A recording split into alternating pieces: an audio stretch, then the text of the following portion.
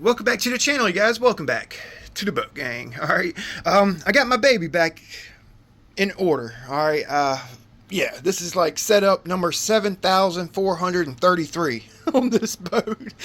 I've tried so many different electronic setups, ESCs, motors, props, different. I've actually changed trim tabs out, different turn fins. Pretty well. This is my second Stinger I've tried on the boat. Still the original rudder. I love this OSE rudder on this thing.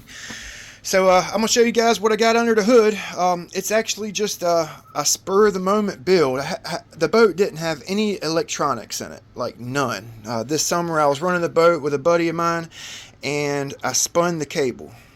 Okay, so I just used what I had laying around. So stick around. Big B with Ironclad RC.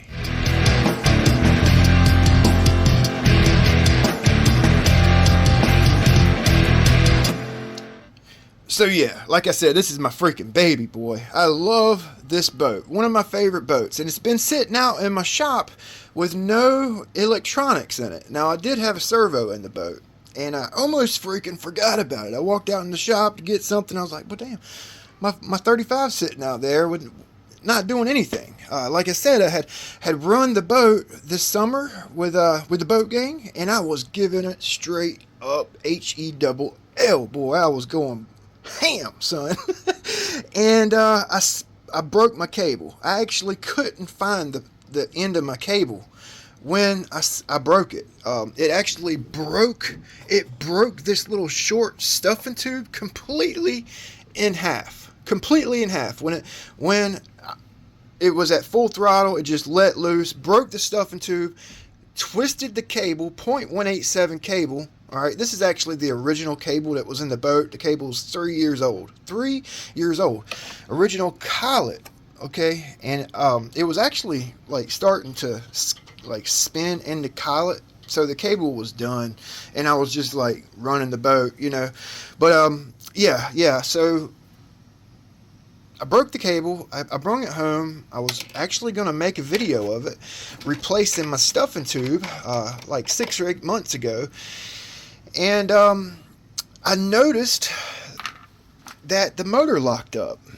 When I spun this cable, the motor is now locked up. Like this is a 1350 4685. This is actually the first 4685 motor I've heard locking up. This motor's been stout, I'm telling you.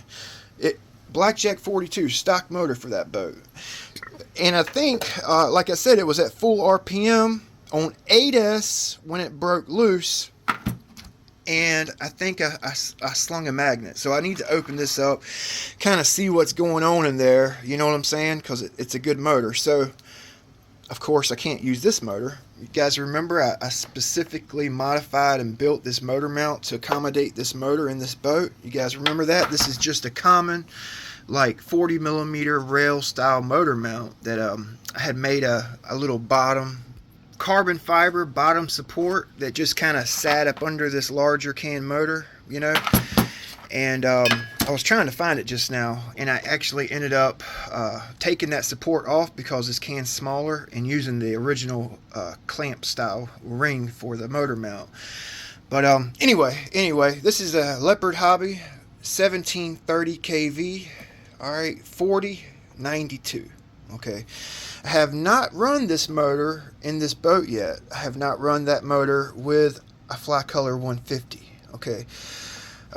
It's a D-wound motor. It's going to pull quite a bit of current. I think it's max current, like unloaded current, it's 140 amps. We're running 150. So it's not the best setup because I don't have any larger ESCs at the moment. So what I've actually done here is I'm going to try to cool down the ESC, give it a little bit more cooling. Alright, this is a FLYCOLOR 150, like I said, that I soldered a cap pack onto. This ESC was in my Velez. I took it out because the Velez is out of commission at the moment. So I'm actually using a Fighter Cat cooling plate, and it's just basically directly sitting on that cooling plate. Okay, I've got my cooling in, cooling out, and that should help cool it down. because we're running a large motor. It's like I said, this is not the ideal setup, but I'm going to try it. My other choices for motor with that ESC, it's the largest ESC I have available, like I said, and I've run 4060 TP power motor, a 2080. I've run this motor on a 150 on 4S in this boat. It'll take 6S, but with small props, you know, and it gets warm. So I chose the lesser of two evil type deal. Yeah, it's a lower KV. You know, I ran this motor in this boat with that FLYCOLOR for years without issue. It did get hot on occasion. My other choice was this. This is the 4074 2000 kV that came out the Oxydigger. All right, came out the Oxydigger. I was thinking about putting this in there, but it's kind of a high kV for this boat, and I wanted to be able to run it on 4 and 6S. If I put this in there, yeah, I would. Yeah. And my other choice, which I've run this setup before, and I didn't want to run the same setup I've run in the past. This is a Rocket 4082 1900 kV. This is a good setup in the boat, really good. Okay, 4A and 6S. And eventually, I just got a coupler in for this motor for a .187. So we're actually going to run this 4070 in this boat eventually. It's a 1520 kV. I'll definitely have to use a larger ESC with this motor, for sure. You know, this is a 4070 1520 regular motor. This came out the Blackjack 42. This is my 8S motor for the 42. Right now I have the 12S motor in there, which I don't have any 12S battery, so I hadn't been running this boat because one of my batteries puffed. I lost the cell when I ran it last on 12S. That's why I don't like running battery single and then running them pair. Anyway, just kind of jacking my jaws, you guys. So what we're going to do when we run this setup here on 6S, I'm going to try to keep the boat light with these 5500s. Alright, this is SMC HCL-HP 120C. I'm actually about to make this adapter so I don't have to change out the connectors, because I use these batteries mostly in my smaller boats. But I'm going to kind of keep it light and just kind of, you know, casually run the boat on 6S. Nothing crazy. No speed runs with it right now. Just wanted to get it back on the water, you know. So while I'm on the topic of batteries, I'm actually cutting this into the video because I think it may help somebody. My straps, my battery straps. You guys see this little piece of, this is dual lock Velcro, that heavy duty, like, dual lock Velcro brand Velcro. And I actually I like scraped the adhesive off, and I kind of got it down to the plastic, okay, because it's real thick, like with my hobby knife. And I used some thin CA to glue a little slither of this dual lock onto my battery strap. I've been testing this strap for about 6 or 8 months now, maybe even longer. I did it to a couple of them, and it like hooks up, like literally hooks. It hooks up on there. Okay, so if you have like a wore out battery strap and you're waiting on some new straps, or you're just a cheap ass like me and you don't want to order no new straps, that is a good way to improve the locking on just a common wore out or even a new battery strap. Okay, just like super glue that bad boy on there. Okay, and I would put it like in between the soft and hard Velcro. I wouldn't put it at the end, so it just grabs. It just grabs. So maybe that'll help somebody out. So yeah. I probably should have just put this rocket motor in there, to be honest with you, the 1900 kV 4082. But I think that 1730 would be good.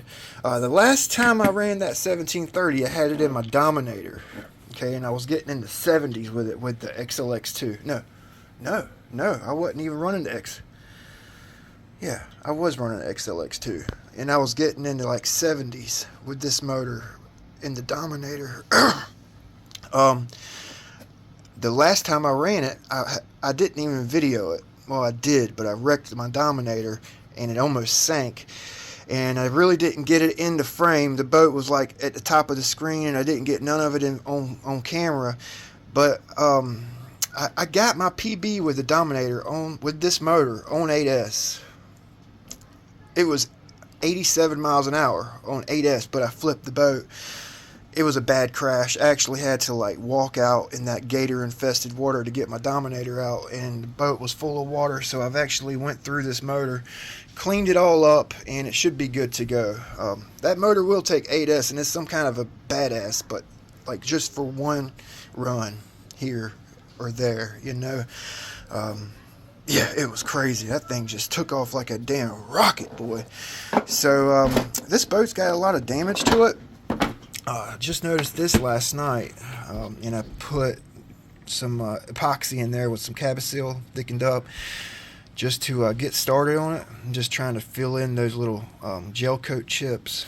That's like a main part of the ride surface. So before I take it out tonight, I'm actually going to fill this in and try to work that out. You know, this has been a good haul. It really has. Got a lot of stress cracks in it here and there because it's a fiberglass boat.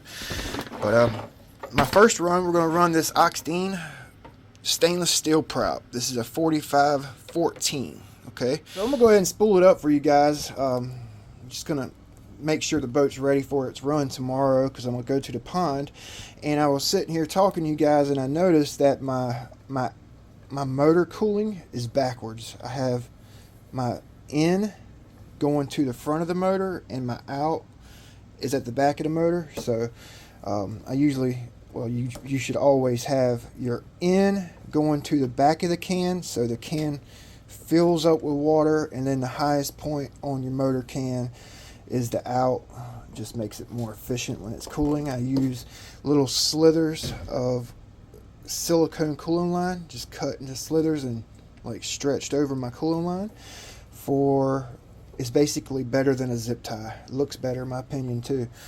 One of my viewers recommended that to me, and I've been doing that to all my boats. Now this guy right here, this is just a hose clamp. It's like one of those big like automotive hose clamps, marine hose clamps, stainless steel, that I cut the little slits off of, and I bent it, shaped it, polished it for a hose retainer.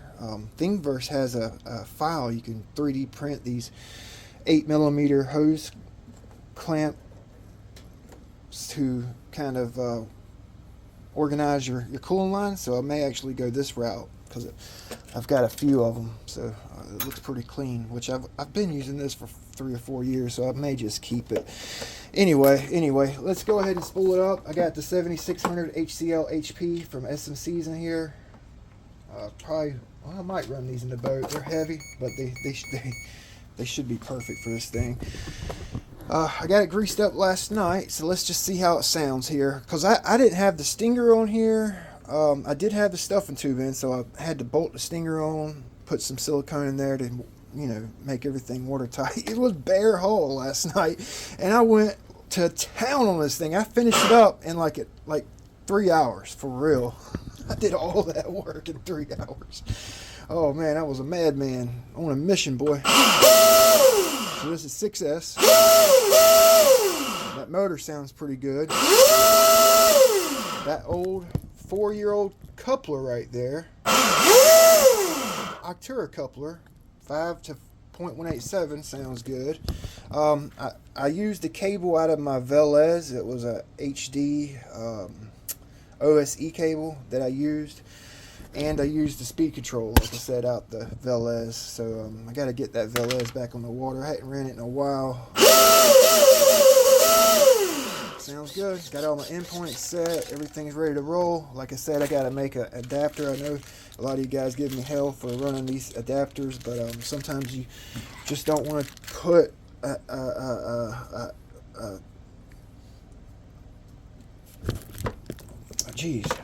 QS8 on a small pack, you know, because I run these in some of my smaller boats, and it's kind of like borderline.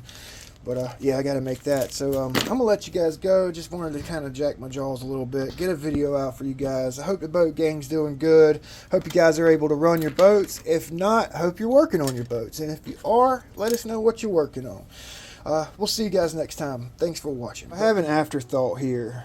I went in to program my ESC because I was running this speed control with a Y-wound motor. And This is Delta Wind, and I was doing speed runs with my old Velez with that SSS 2000 kV wound motor, and I'm sure my parameter for the timing is like 15 or 18. I'm sure, because last time I ran that boat, I was trying for high numbers. I got like 95 mile an hour and stuff. So I'm actually sitting here trying to set my timing to 0 for this Delta so I don't have hot temps, and it won't let me. I just went into timing. Oh, it just let me. Oh man, I have been trying to set the timing to 0 or 3.75 for the last 15 or 20 minutes, and I came on here to say